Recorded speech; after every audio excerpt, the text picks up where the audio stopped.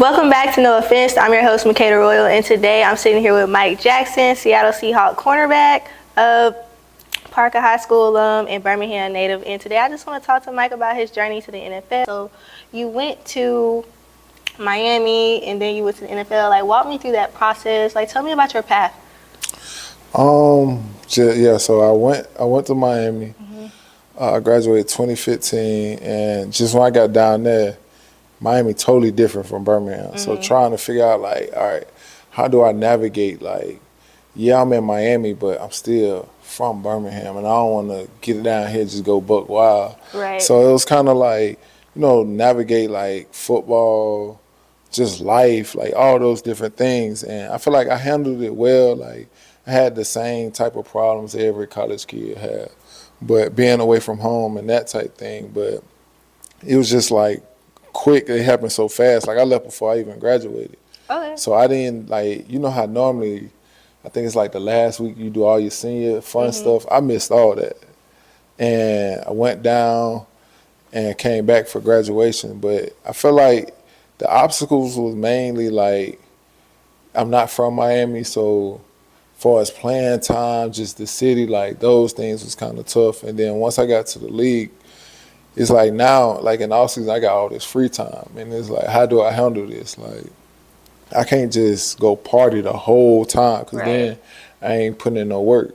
But at the same time, I got to enjoy myself. So learning that balance, like, knowing when to have fun and when to lock in, that was pretty much the biggest thing. So when you got to Miami, like, what made you, like, stay disciplined?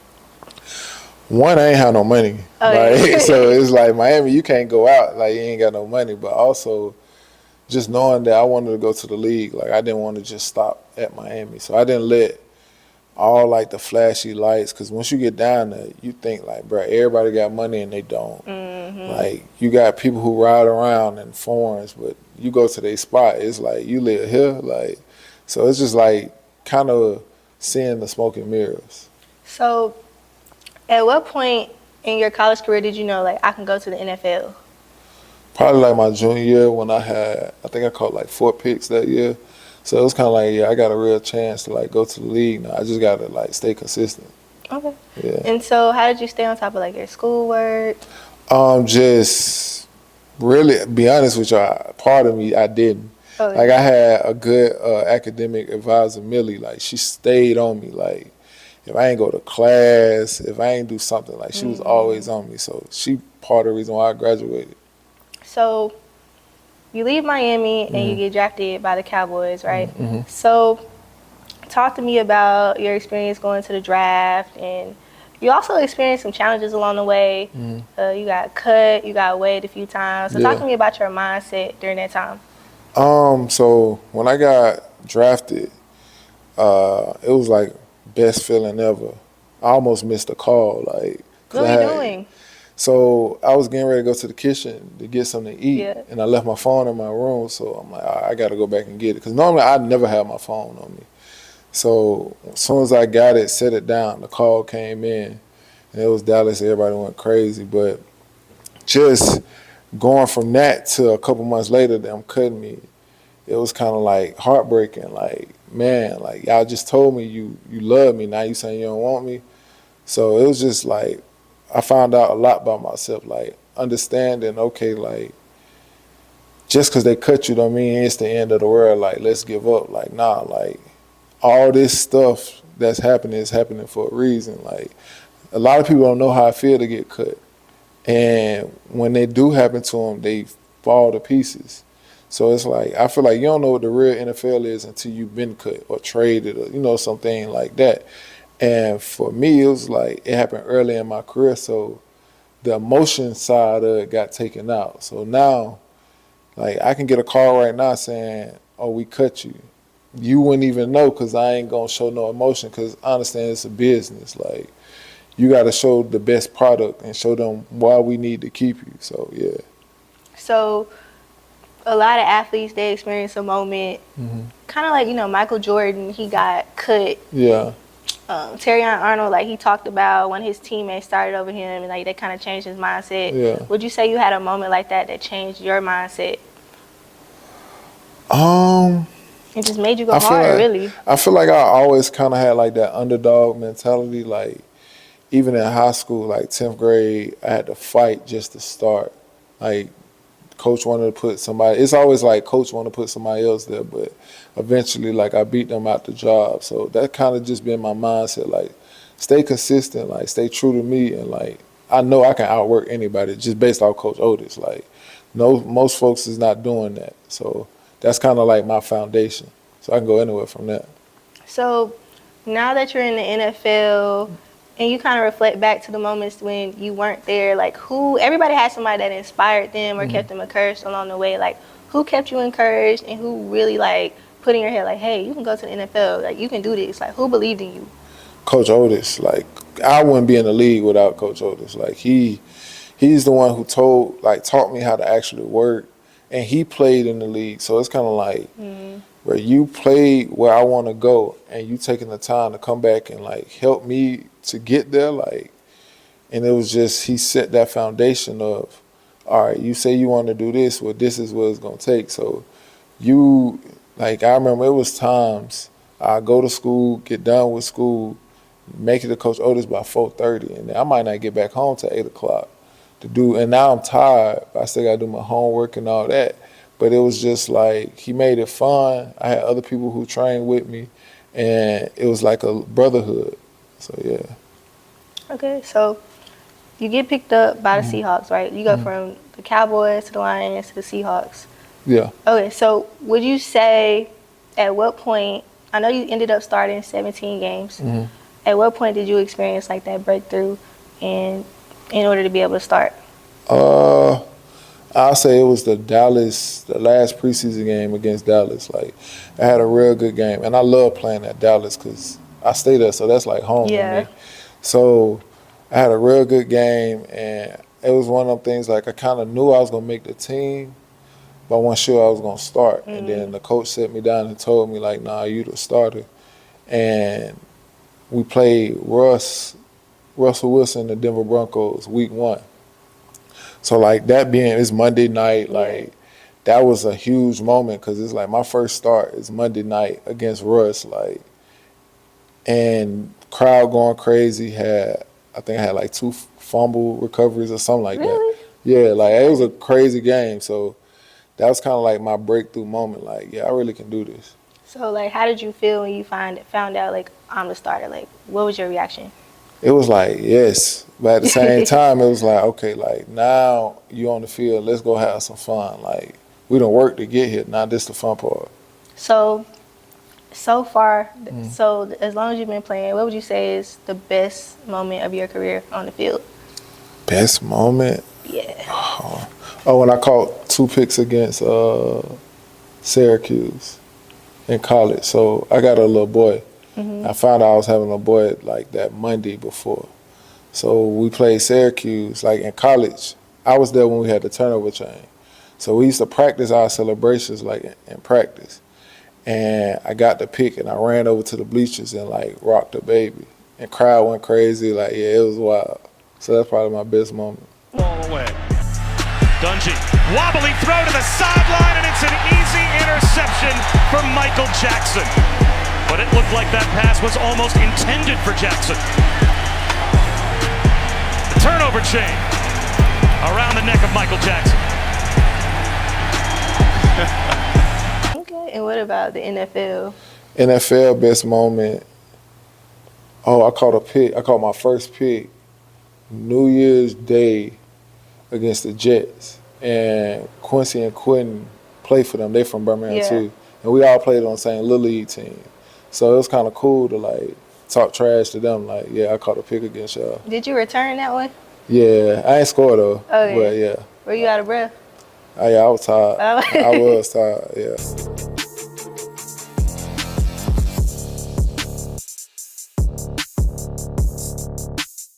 When you start in any career, there's always a mentor. So when you got to the NFL, who would you say was your mentor?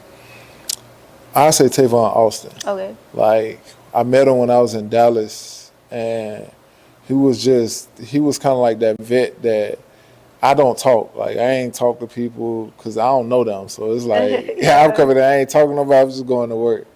and he kind of forced me to talk to him, and then we got cool.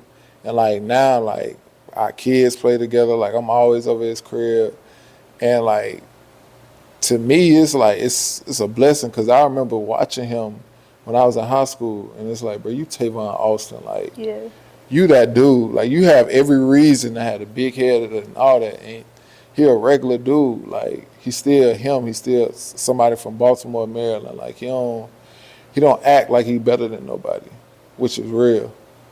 So, as far as this season, this past season, what are you working on going into your next NFL season, and what do you hope to accomplish? This year I started working more on my body, like eat right, get more sleep, like because normally during the season I don't sleep, so it's like just take care of my body and like find another way to love the game even more. Like I know I'm closer to my career is closer to being over than starting, so it's kind of like find another reason why to love the game. So, when you talk about your career being closer to being over than starting, what do you see for yourself after the NFL? I've been thinking about coaching, but it's gonna be like middle school or high school. Like I ain't trying to coach college. Why not college? Cause you gotta go recruit, and I'm not finna lie to nobody. Mama talking about they child finna play, knowing they not finna play. Like so, it's kind of like I want to be able to be home, see my kid grow up. Like I already sacrificed enough playing football. Like once I'm done, like nah, let me be home with my kids and go to their football games and do that versus trying to coach. And it's like, yeah, I done played in the NFL. Like, nah, it's my time to give back to my kids. Does your son like football? How old is your son? Yeah, 5.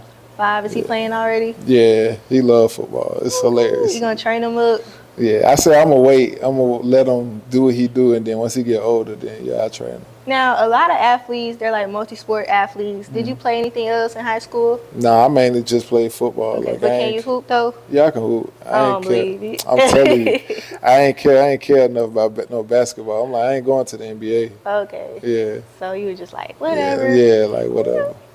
So we talked a little bit about, your NFL experience, but I also know you give a lot of your time back to the community. So I know you have a foundation. Talk to me about your foundation and why it's important for you to give back. My foundation is called the Race Foundation, which means rise above your current environment. And for me, it's major because I didn't have nobody like coming back speaking to me like what to do, how to do it. Like none of it. We had Coach Otis, but he only can give you so much, and he's older, so that age gap is you feel me? It's like it's a delay there. So for me, it was kind of like I want to come back and give to kids who go through the same thing I go through. Like they think they the only ones going through, and it's like nah, bro. I done had somebody dump me. Like I done had I had a bad grade on the test. Like I done went through everything you done went through, but at the same time, I just figured out a way to like find something positive out of it. So with my foundation, that allows me to do that. Like I get turkeys. Like last year, I gave out 1,000 turkeys to my community in Ansley, and like those are the things I kind of always dreamed of. Like not kind of want to be like the neighborhood hero. Like because nobody was doing that. Like you see guys make it, but they don't never come back home, and it's like how can you do that? Like I'm not saying you gotta come back every single time, but you can have a turkey drive, like because it's like we saying, oh these kids bad, but let's be real, someone robbing just to get something to eat. So you telling me if I give you a turkey, like there's a chance you might not go out there and do something stupid. So it's like that a turkey might save somebody's life. So that's kind of how I be thinking. Right, and so then like a lot of times when, sometimes you like, as far as like giving back, you gotta, sometimes people want somebody to look up to. Yeah. And I feel like you definitely are like that person for a lot of young kids in the community. So when you talked about like relating to them, how would you say you relate to them? I just meet them where they at. Like most kids now love tattoos. Like, and like I tell them, I'm like, bro, when I have a T-shirt on, you can't see none of my tattoos. But I got my whole back, leg, like I got probably more tattoos than them. But they in their mind, they're thinking like, oh, Like, you're a square if you don't have tattoos on your arms. And it's like, bro, like, be you. Like, don't let somebody judge you based off what you look like. And it's kind of like, for me, it's kind of just showing them that you can be cool and smart. Like, it's nothing wrong with that. Like, I feel like they kind of think you have to be one or the other. Either you're a nerd or you're a street person. Like, Right. there's no in between. It's like, I know plenty of people who are nerds, but they walk through the door, you be like, there's no way. Right. And then I know guys who look nerdy, but they into something else.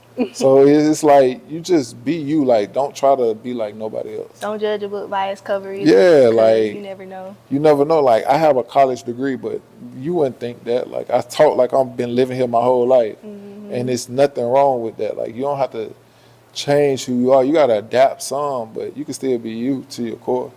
So, what advice? Because how old are you? 27. 27. As a 27-year-old, what advice would you give to a kid trying to go to the NFL or really just trying to be successful in anything that they're doing?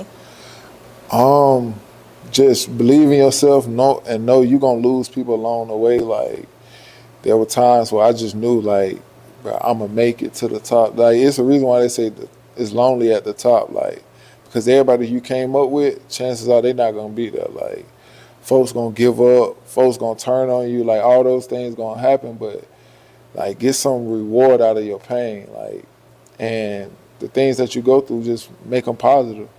That's the main focus. Off the football field, there's like a lot of people, a lot of athletes have hobbies. Like MJ's a golfer, Dame Lillard is a rapper. So what is your hobby when you're not playing football? I love shoes. Okay. So, like, Sneakerhead. I'm a real sneakerhead. Like, from designer shoes all the way to, like, Forces. Like, Forces is my favorite shoe all time because you can do so many things with them. So, yeah, I'm a real sneakerhead. Okay. What's another shoe that you like besides the Forces? Besides the Forces, I like Jordans, but lately I've been kind of getting out of them because everybody wear them now. So, I'll probably say, like, the Prada shoes. Like, that's kind of been like my new little thing, like the boots and the tennis shoes. So would you open up a shoe store? Yeah, eventually I want to. Like, I want to open up a shoe store where, like, you can teach kids how to clean shoes, like, on their own. Teach them how to create maybe their own shoe. Like, you might go buy a pair of white Forces, and then you can paint them how you want to paint them or do whatever you want to them. So, yeah, that's something kind of how I want to do. Yeah. Thank you, Mike Jackson. It's good to meet you. I'm so glad we were able to have this conversation.